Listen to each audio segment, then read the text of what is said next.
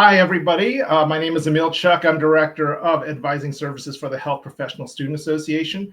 This is an interview with our 2025 Advisor of the Year, Dr. Jessie Voit of the University of Texas Southwestern. I'm really happy to have this conversation with you. This is a conversation dated on May 29th, 2025. And so thank you for carving out a little bit of time to talk with, in general, whoever winds up getting into this webinar. So thank you so much for talking with us. No, thank you for having me. All right, so we're just going to have a nice personal conversation. So let's just talk from the very top. Talk about your career journey, how you became to be a physician, and how you eventually picked your specialty, which is geriatrics. Yes, so in terms of becoming a physician, I was always really interested in math and science. And I found that when I was an undergraduate, the courses that got me really excited were some of the clinical applications in organic chemistry and biology. So that pushed me toward the medical pathway. In med school, on my first day of med school, I was assigned a mentor. We had one mentor for six med students, and mine happened to be a geriatrician. So throughout med school, I got exposed to some of the principles of geriatrics and really the art and the humanity of practicing medicine through the lens of a geriatrician. And then when I went to residency, I wasn't sure what I was going to do. I thought maybe primary care. I really loved the longitudinal relationship that primary care physicians have with their patients. And I did find myself just drawn to my older patients and some of the challenges they faced. They often are a very vulnerable population. Medicine can be different. The physiology of the body, the pharmacokinetics of medications can be different in older adults. And throughout my residency training, I found myself more and more interested and passionate in caring for this population. So I chose to do a fellowship, and I've been a geriatrician ever since. Oh, wow. That's really cool. And I mean, I know this next question I know is going to be related to it. Obviously, you were first exposed to geriatrics while you're in medical school. So, tell us about some of the things you've been doing to really highlight geriatrics as an option, especially for pre-meds. Absolutely.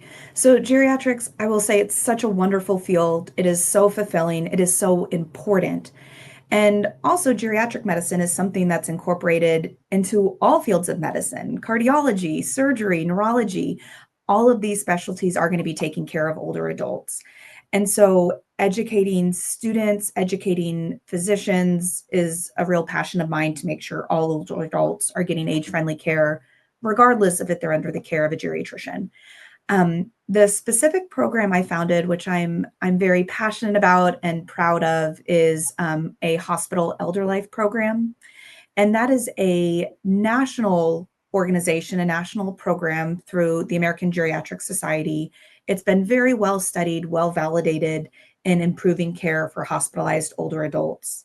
And I started a branch at UT Southwestern, linking it with our a nearby undergraduate university, UT Dallas, and really using the undergraduate students as volunteers in the hospital to help optimize care of hospitalized older adults.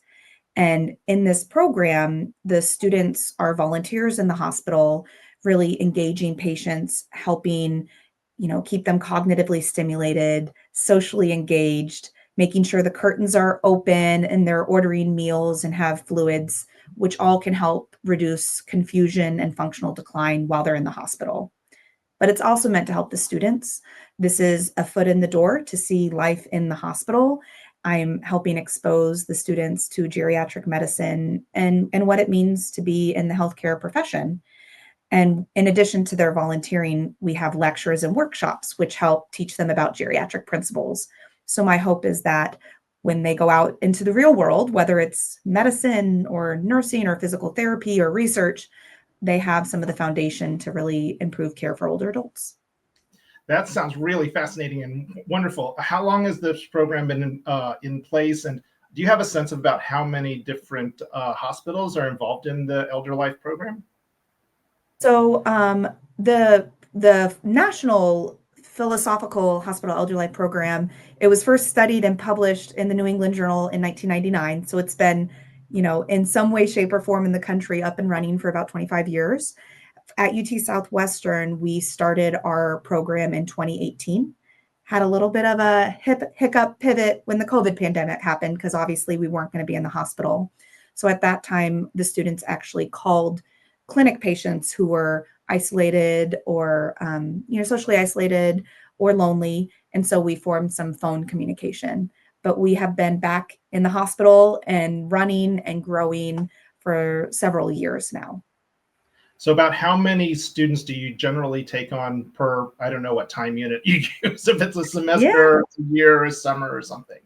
So our program has been growing. When we started back in 2018, we were fewer than 20 students, and now I believe we have 62 active student volunteers.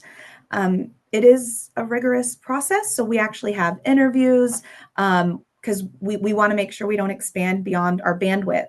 But my hope is as we continue to grow, as we have more institutional support, we have a full-time nurse, hospital elder life nurse specialist who is a full-time supporting our program. So my hope is as we continue to grow, we have even more students. Right now, we're based out of our university hospital, and we're growing within the hospital to meet the demand.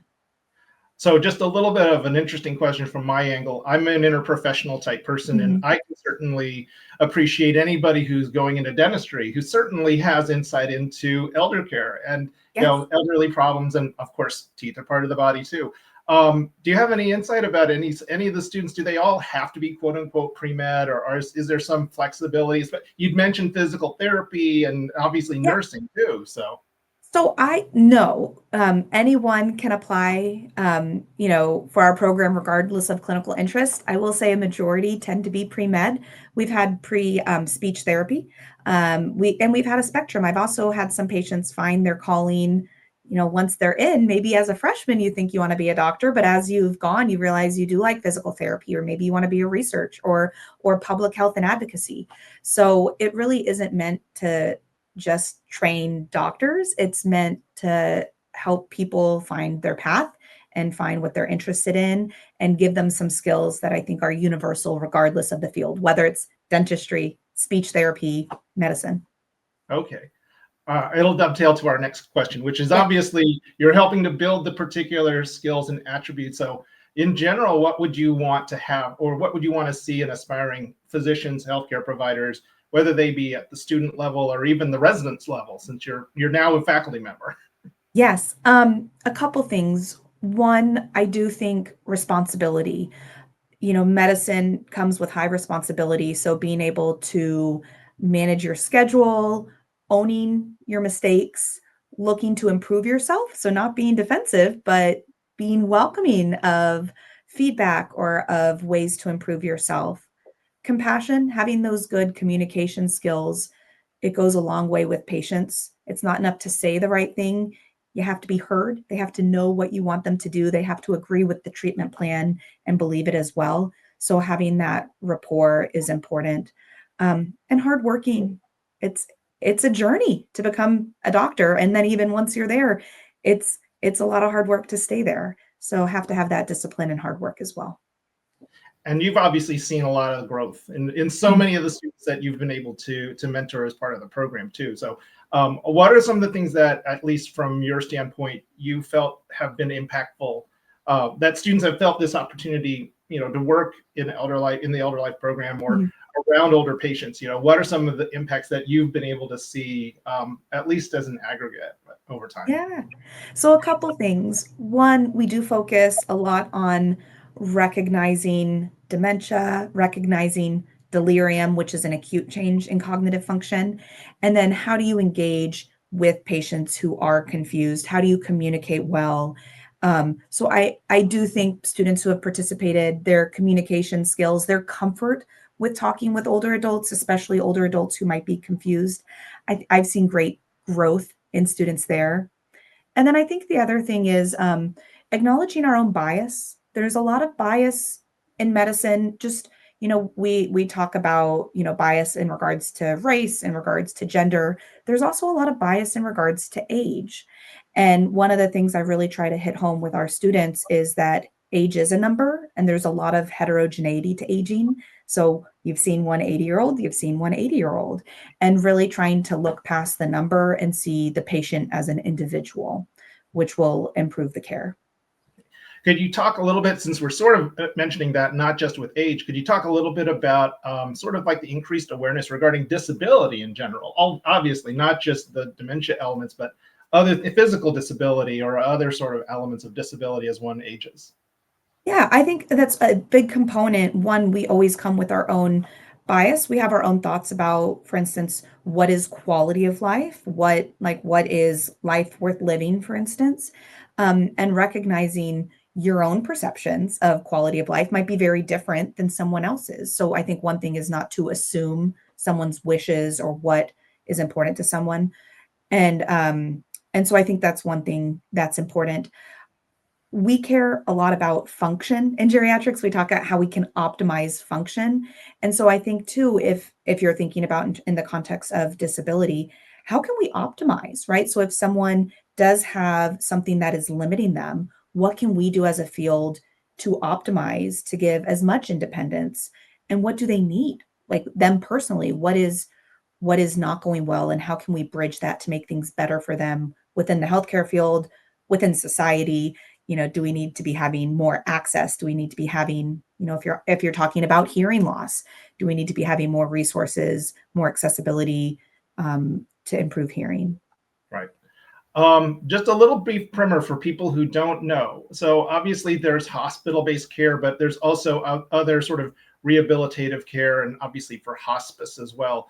I don't know if your program covers all of those different types of clinical settings, but I just want to get a sense of, Mhm. for people who really are not in the know, Mhm. how would you sort of describe that sort of spectrum of different facilities?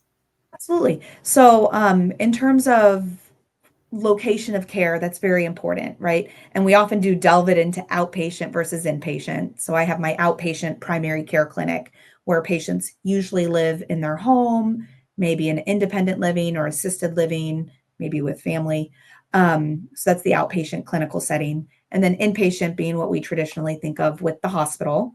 And then there sometimes are some intermediate places.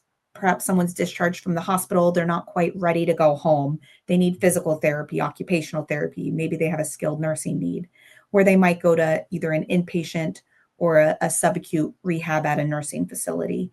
So there are definitely different locations where care can occur. Hospice is something entirely different, and it's more about the model of care when someone has a terminal illness, 6 months or less. And then also the focus is more so on comfort and symptom management rather than life prolonging care or aggressive treatment. And hospice itself can happen at home, it can happen in a nursing home or in assisted living, it can even happen in the hospital um, for the final days. So kind of a little different category from hospice from the others. Okay. Another couple questions for at least the next card. Obviously, there's a lot that I think that is eye-opening about working in geriatrics and sort of the areas that you are. One of them is obviously a question regarding ethics and sort of exposing medical students and pre-health students to ethical situations. Is always something I guess it's a very careful topic. I don't know how to navigate it per se. So how do you, or how has your peers or your program help navigate sort of approaching these questions and processing them? Absolutely. And it's tricky because so often in school, you get cases, you have multiple choice questions where there is a clear, the choice is A or the choice is C. And in real life, in medicine, there's so much gray. There's often not an only choice. It's what's the best choice or what seems the most appropriate given the circumstance. You mentioned interdisciplinary earlier, and this is where I do think having an interdisciplinary team is very helpful. We have a wonderful social worker in our clinic, a geriatric social worker, who, for some of those tricky cases, we often work with her looking for what are community resources, what are the best resources. Also, talking with other colleagues can be helpful as you're working through. Many hospitals, for instance, we have an ethics committee, so you can always talk to your ethics committee again to bring in some outside perspectives, but also having multiple viewpoints to help make that best decision. And sometimes it's not necessarily an ethical decision, it's just a hard decision, right? What is the best course of action? Do we continue chemo or do we go to hospice? That's not necessarily an ethical situation as much as it might be a philosophical and a personal choice. And so in those instances, I think that's where the rapport with your patients and having that sit down and the communication about what matters most to them helps guide what the decision is. Do any of your students, or obviously, I'm sure you and all the trainees, you probably have a little bit of background, perhaps with regards to religious diversity or background or that type of faith sort of grounding. I don't know how that's. If you're able to talk about how that's incorporated into your training or training, future geriatricians or general for medical health education, all that sort of stuff. So.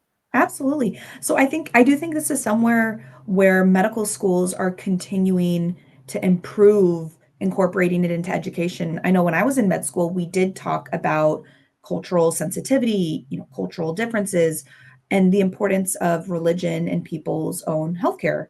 And that can go into their decisions to make certain medical decisions. Maybe it helps just with coping in the setting of challenging medical diagnoses. So I do think it's something that's being taught at the medical school and the training level. Um, Again, going to interdisciplinary support, many hospitals have chaplains. So I know at our hospital, we always have a chaplain on call. So you can call them and they help with people of all faiths. But bringing it up, I do ask my patients when I'm at our new patient visit, getting to know them. We take something called a social history. You find out, where do they live? Who do they live with? Are they married? Do they have children? What's their education? What's their occupation? What matters to them? What brings them joy? Do they like travel? Do they like fishing? Do they like college football? And religion is part of that social history because I think it's part of their story and what makes them who they are. And that also can play into how they cope with or deal with medical challenges. Okay. Well, let's turn and pivot and get to our peers. And so you've been obviously you've gotten our accolade for Advisor of the Year and one of many that we have identified over the years. And I usually basically ask this question: what advice would you give to other people who want to mentor future physicians? What should they pay attention to?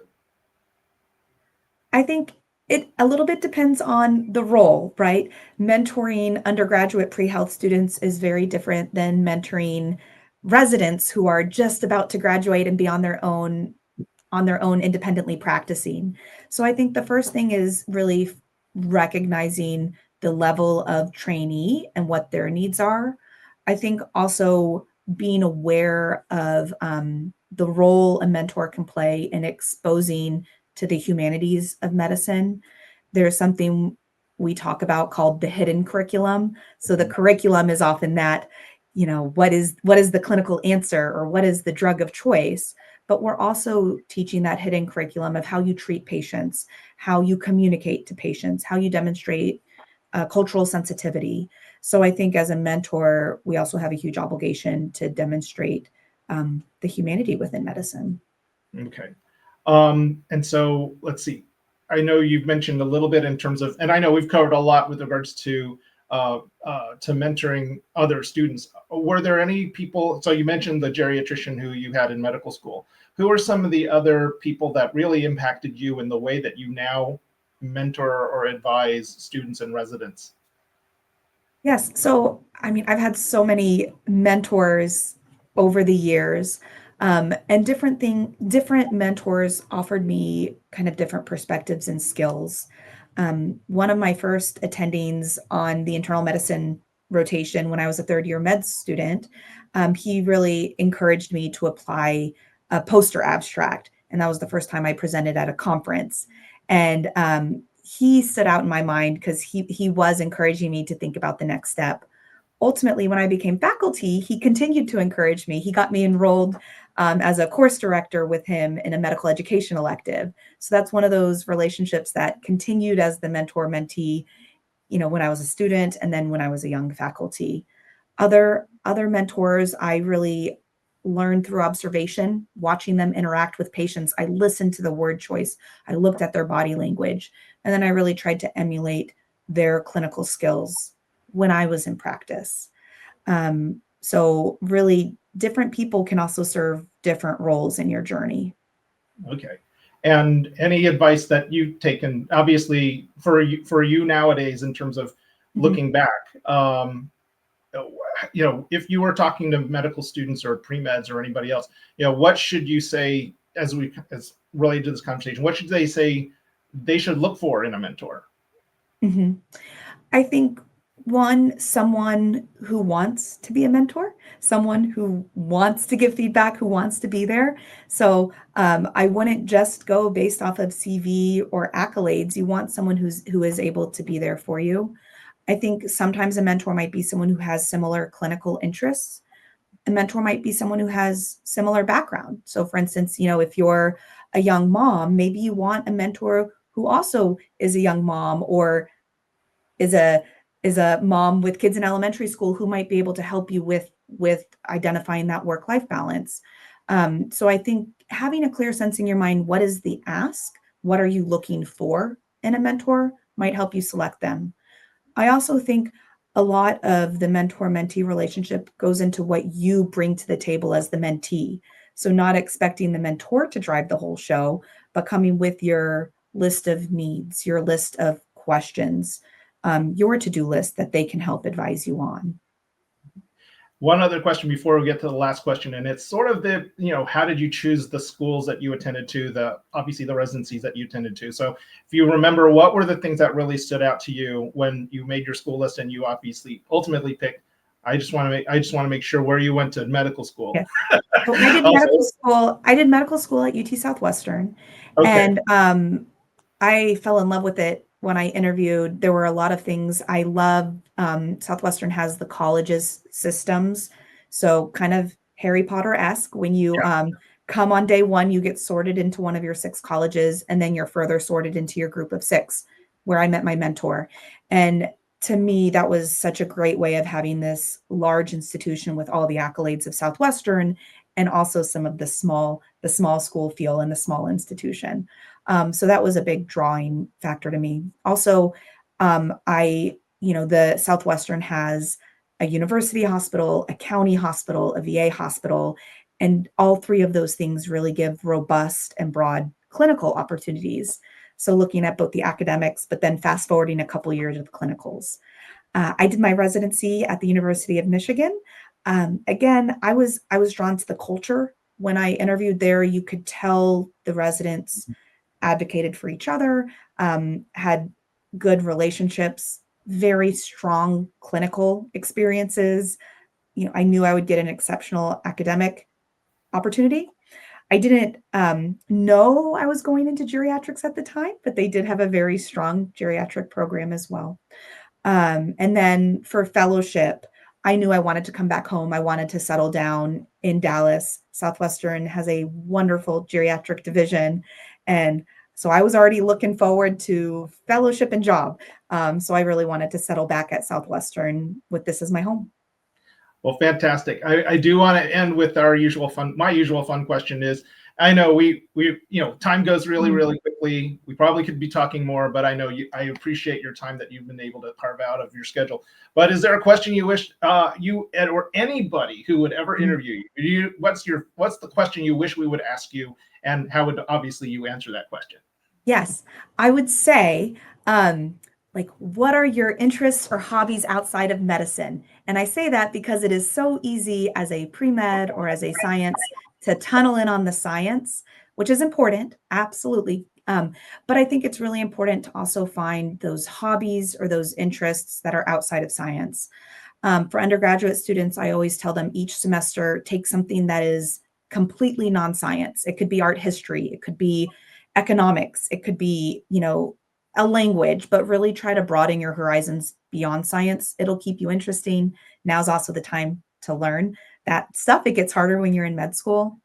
And then when you're in med school or in residency or beyond, life gets busy. It never gets less busy. It only gets more busy. So don't lose sight of who you are. Have a hobby. Maybe it's picking up rock climbing or crochet or something. But find those activities outside of science and medicine.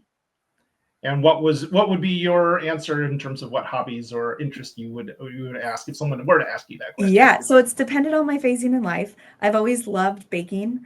And then I also love hiking. So the national parks, my husband and I enjoy going to Yosemite and Yellowstone. Now that we have young children, traveling is a little harder. And so I have picked up, I'm trying to learn the crochet, the woogles, the little animals that you, so that's my new semi hobby. Wow. Good. Well, definitely good luck with that. Thank you.